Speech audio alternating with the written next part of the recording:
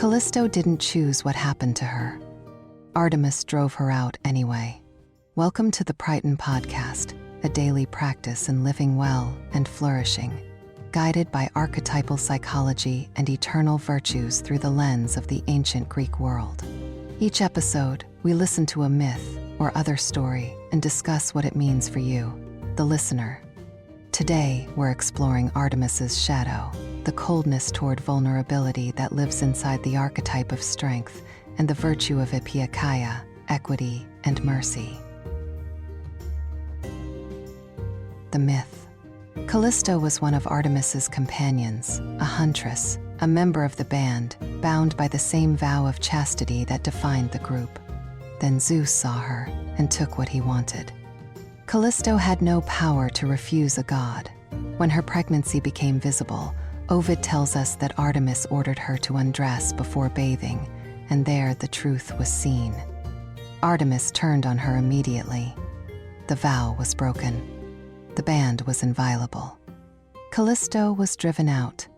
Apollodorus gives us the same essential story, the transgression discovered, the expulsion swift and without appeal.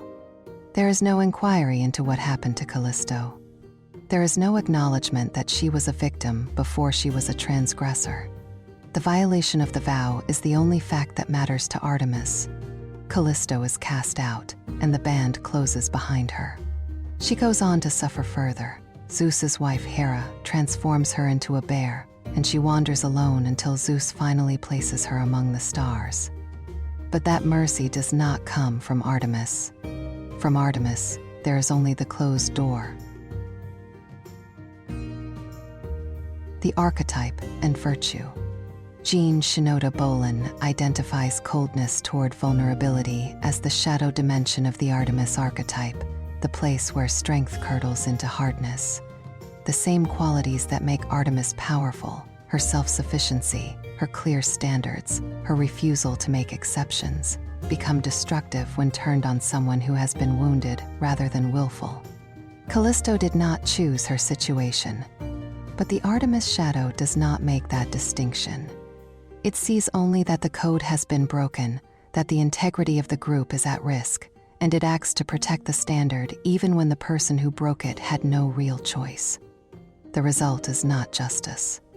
It is the appearance of justice applied without the discernment that justice actually requires. This is what Aristotle calls the failure that Epieikeia, equity, exists to correct.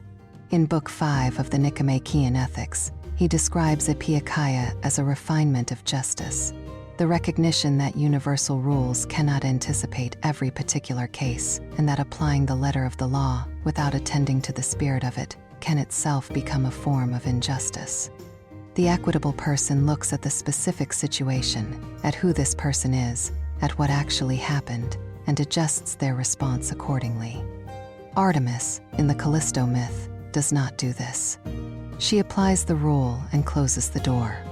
The shadow of a great archetype is often simply the archetype's greatest strength, working without its complement.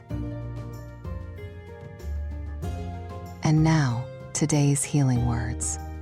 Feel free to repeat after me, or simply listen and absorb the words. I call on the Artemis within me. And I call also on the part of me that can see where my strength has hardened into something that cannot bend.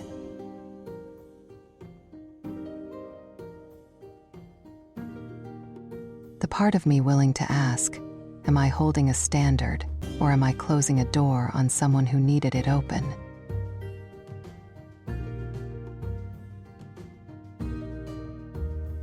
I call on my own discernment,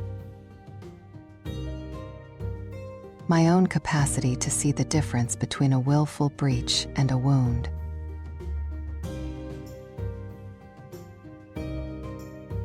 My own willingness to let mercy be part of what I call strength. Today, I hold my standards. And I hold them with open eyes, seeing the person in front of me, not only the rule they broke.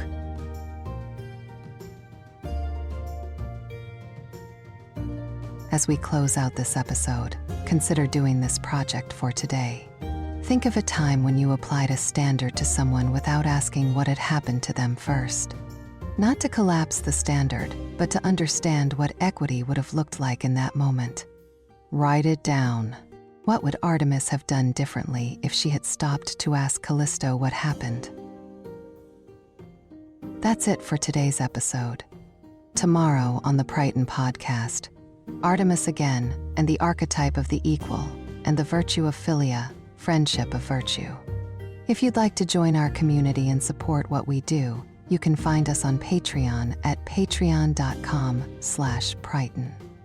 That's spelled Prytan. In the meantime, live well and flourish.